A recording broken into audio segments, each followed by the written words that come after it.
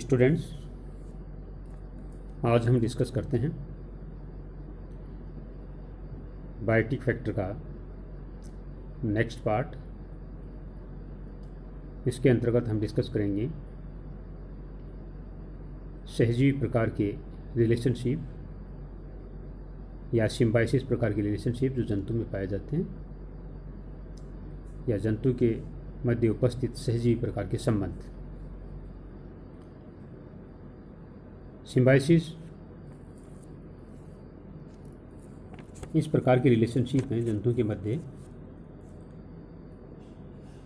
जिन्हें हम दो भागों में डिवाइड करके स्टडी करते हैं। प्रथम हम पढ़ते हैं म्यूचुअलिज्म्स और दूसरा हम पढ़ते हैं कॉमेंसलिज्म्स। अर्थात symbiosis is divided in two part. First is mutualism and second one is commensalism. इसी प्रकार से हम म्यूचुअलिज्म को डिस्कस करेंगे। जंतु के मध्य पाए जाने वाले टेम्परेरी तथा परमानेंट रिलेशनशिप के रेफरेंस में जब जंतु के मध्य परमानेंट रिलेशनशिप पाया जाता है या स्थायी रिलेशनशिप पाया जाता है तो उसे हम म्यूचुअलिज्म विद कंटिन्यूस कॉन्टैक्ट के संदर्भ में पढ़ेंगे। और जब जंतुओं के बीच में टेम्परेरी रिलेशनशिप पाया जाता है या ऑब्लिगेटरी प्रकार का रिलेशनशिप पाया जाता है तो उसे हम म्यूचुअलिज्म्स विदाउट कंटिन्यूस कॉन्टैक्ट के रूप में पढ़ेंगे। इसी प्रकार से हम कॉमेंसलिज्म को पढ़ेंगे। कॉमेंसलिज्म को भी हम दो कैटेगरी में डिवाइड करेंगे, commensalisms with continuous contact and commensalisms without continuous contact. तो हम देखते हैं सिम्बायोसिस क्या है।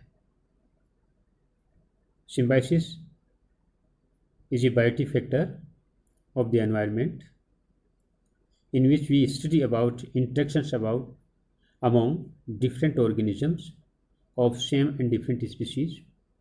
सिम्बायोसिस एक जैविक प्रकार का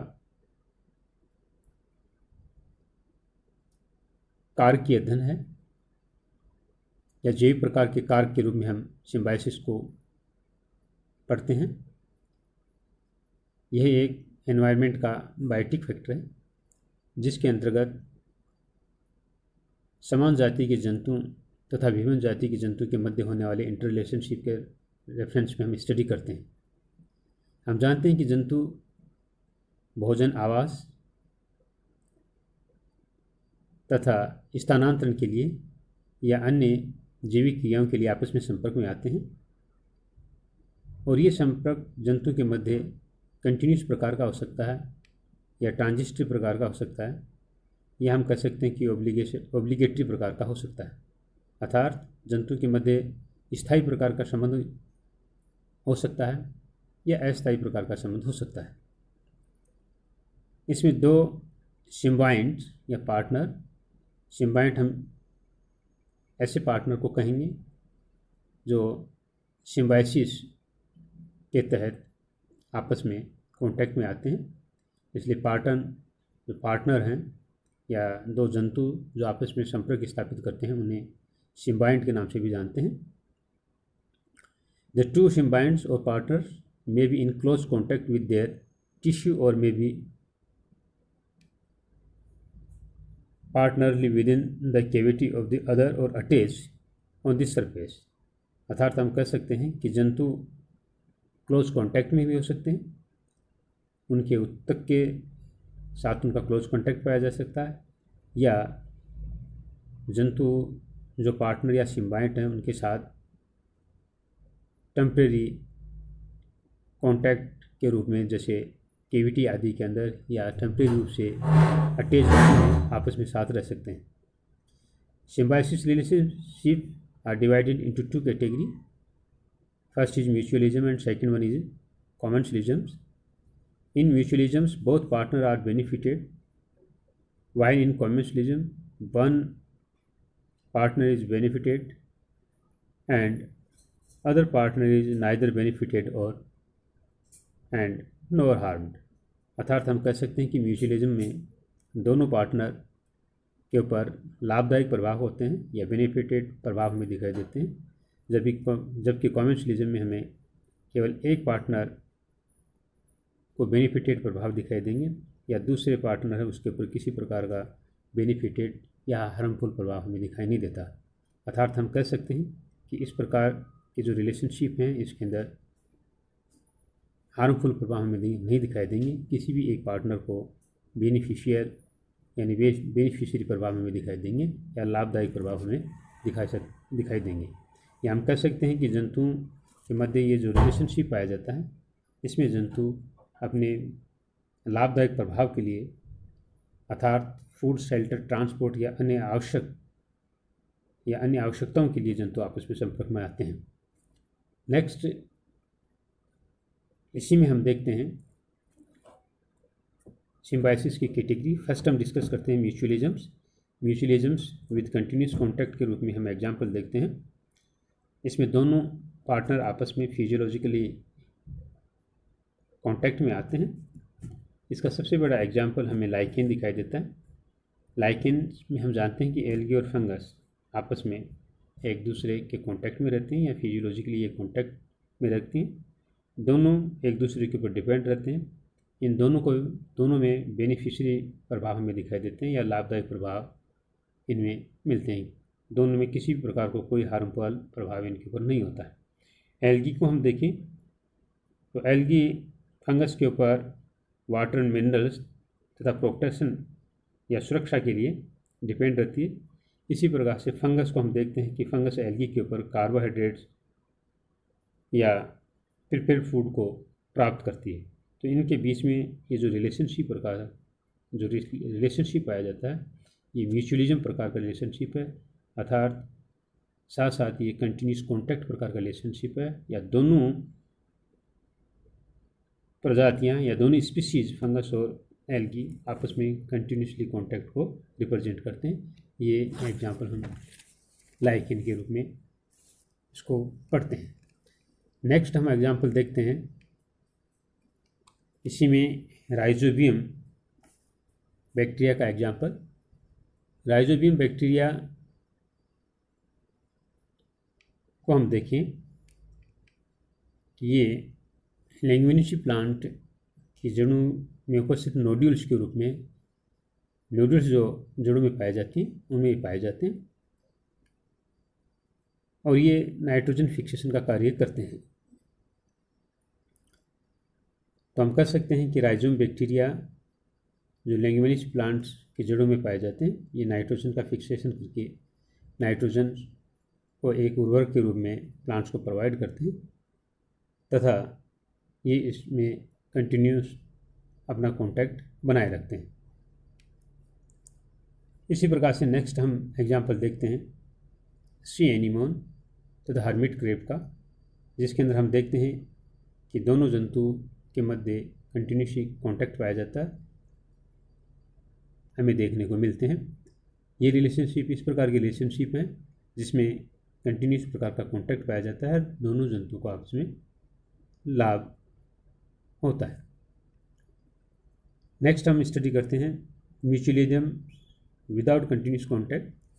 इस प्रकार के रिलेशनशिप में दोनों जंतुओं के मध्य जो रिलेशनशिप है ये रिलेशनशिप परमानेंट प्रकार का नहीं होता है या कंटिन्यूस कॉन्टैक्ट का नहीं होता या निरंतर रूप से ये आपस में एक साथ कंटिन्यूसली कॉन्टैक्ट को प्रदर्शित नहीं करते, कुछ समय के लिए कॉन्टैक्ट में आते हैं और इसमें दोनों जंतुओं को आपस में बेनिफिशियरी प्रभाव होते हैं या अपने लाभ के लिए दोनों जंतु आपस में कॉन्टैक्ट में आते हैं। जैसे हम देखते हैं कि बर्ड्स तथा ग्राजिंग एनिमल्स के मध्य या पक्षी तथा जो ग्राजिंग एनिमल हैं जो चारागाहों में चरते हैं या ग्रास को खाने वाले एनिमल हैं, खुले एनवायरनमेंट के अंदर जो ग्राजिंग करते हैं, इन एनिमल्स के मध्य एक रिलेशनशिप पाया जाता है। इन एनिमल्स की सतह के ऊपर जो टिक्स या जो एक्टोपैरासाइट्स पाए जाते हैं इनको बर्ड्स के द्वारा रिमूव कर दिया जाता है, तो इससे बर्ड्स को एक प्रकार का न्यूट्रिशन प्राप्त होता है और ग्राजिंग एनिमल को एक्टोपैरासाइट से मुक्ति मिलती है या एक्टोपैरासाइट्स जिससे टिक्स और माइट्स पाई जाती हैं ये इनकी स्किन से हट जाती हैं। सिमिलरली हम एक एग्जांपल और देखें, जैसे क्रोकोडाइल बर्ड्स होते हैं, इनकी माउथ को हम देखें तो इनके दांतों के ऊपर लीच लगी रहती हैं। इन लीच को हटाने के लिए क्रोकोडाइल्स बर्ड्स इन जंतु की हेल्प करते हैं। क्रोकोडाइल्स को हम देखें तो क्रोकोडाइल अपने माउथ को ओपन कर देता है, जिससे ये बर्ड्स इसमें माउथ के अंदर इंटर कर जाते हैं और इंटर करने के बाद में लीच को रिमूव कर देते हैं। अर्थात हम कह सकते हैं कि क्रोकोडाइल्स माउथ को ओपन करके जंतु को अलाउ करता है या बर्ड्स को अलाउ करता है, जिससे बर्ड्स को न्यूट्रिशन के रूप में लीच प्राप्त होती हैं। और क्रोकोडाइल्स जो अपने सकिंग के द्वारा या ब्लड को सक करती हैं, इससे क्रोकोडाइल्स को लीच से मुक्ति मिलती है। अर्थात हम कह सकते हैं कि लीच जो ब्लड को सक करती हैं, उससे क्रोकोडाइल्स को मुक्ति मिल जाती है। तो ये जो रिलेशनशिप हैं, इसके अंदर जंतु जो कांटेक्ट में आते हैं, इन दोनों को बेनिफिशियरी प्रभाव में देखने को मिलते हैं। नेक्स्ट हम देखते हैं कॉमेंसलिज्म प्रकार के रिलेशनशिप। इस प्रकार के रिलेशनशिप में एनिमल्स आपस में फिजियोलॉजिकल डिपेंडेंस को प्रदर्शित नहीं करते हैं। तो ऐसे जंतु जिनमें फिजियोलॉजिकल डिपेंडेंस नहीं होती या फिजिकली आपस में कांटेक्ट नहीं होता, इसे हम कॉमेंसलिज्म या सहभोजिता प्रकार का रिलेशनशिप कहते हैं। और ऐसे एनिमल्स जो कॉमेंसलिज्म को रिप्रेजेंट करते हैं, उन्हें हम कॉमेंसल के नाम से जानते हैं।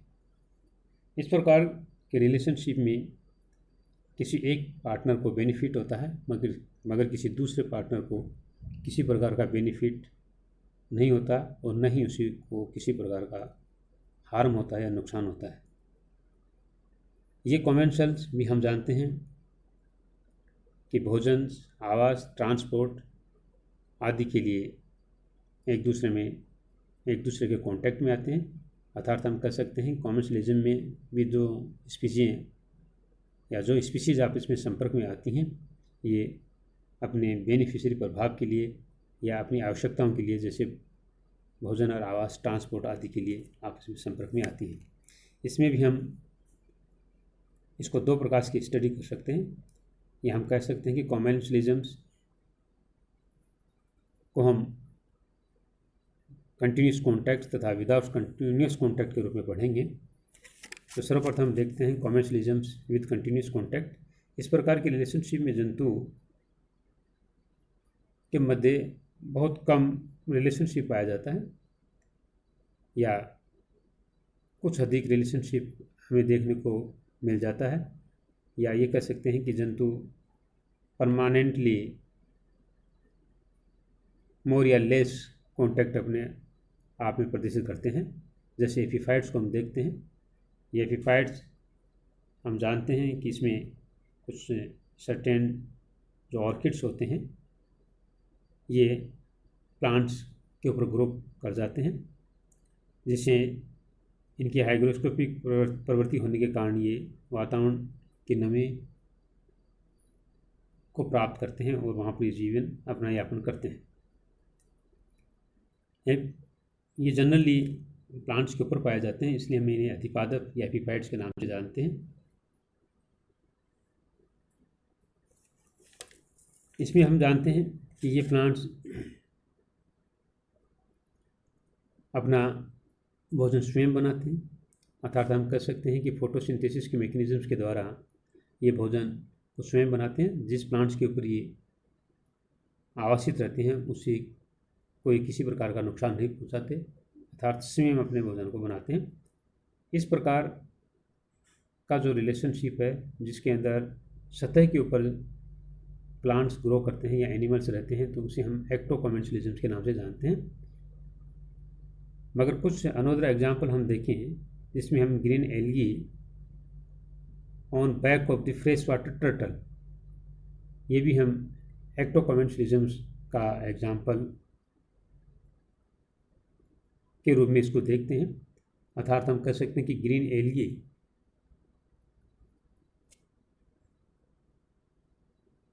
जो टर्टल की सतह के ऊपर पाई जाती है, ग्रीन एल्गी स्विम फोटोसिंथेसिस की मैकेनिज्म के द्वारा भोजन का निर्माण करती है और टर्टल फ्रेश वाटर में एक स्थान से दूसरे स्थान पर मूव करता रहता है। यह टर्टल को किसी प्रकार का नुकसान नहीं पहुंचाती। नेक्स्ट एग्जांपल हम देखते हैं, जैसे बैक्टीरिया पाए जाते हैं इंटेस्टाइन के अंदर ह्यूमन बींग्स की। चूँकि ये इंटेस्टाइन के अंदर पाए जाते हैं इसलिए हम इन्हें एंडोकॉमेंसल्स के नाम से जानते हैं। तो हमने कॉमेंसलिज्म्स विद कंटिन्यूस कॉन्टैक्ट में एक्टोकॉमेंसल्स तथा एंडोकॉमेंसल दोनों प्रकार के एग्जाम्पल डिस्कस किए हैं। एक्टोकॉमेंसल्स में जंतु बाहरी सतह के ऊपर चिपके रहते हैं, बाकी एंडोकॉमेंसलिज्म में जंतु पार्टनर के टिश्यू के अंदर या उनके ऑर्गनों के अंदर पाए जाते हैं। नेक्स्ट हम देखते हैं कॉमेंसलिज्म्स विदाउट कंटिन्यूस कॉन्टैक्ट। इस प्रकार की रिलेशनशिप में जंतुओं के मध्य टेम्परेरी कॉन्टैक्ट पाया जाता है, अर्थात जो कॉमेंसल होते हैं वो अस्थायी रूप से संपर्क में आते हैं। इस प्रकार की रिलेशनशिप में हम देखते हैं कि जैसे प्लांट्स और एनिमल्स के मध्य जो रिलेशनशिप पाया जाता है, या प्लांट्स के ऊपर जो एनिमल्स रहते हैं जैसे मंकी, ट्री फ्रॉग्स, स्नैक्स, बहुत से बर्ड्स, स्क्रिल्स या बहुत से इंसेक्ट्स, ये सभी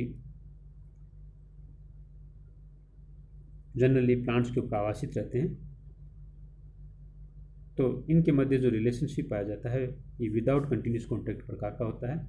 ये जंतु आवासित रहते हैं, कुछ समय के लिए विश्राम के लिए यहाँ पर रुकने के बाद में पुनः भोजन की तलाश में निकल जाते हैं और पुनः वापस इन प्लांट्स के ऊपर आकर के आवासित होते हैं।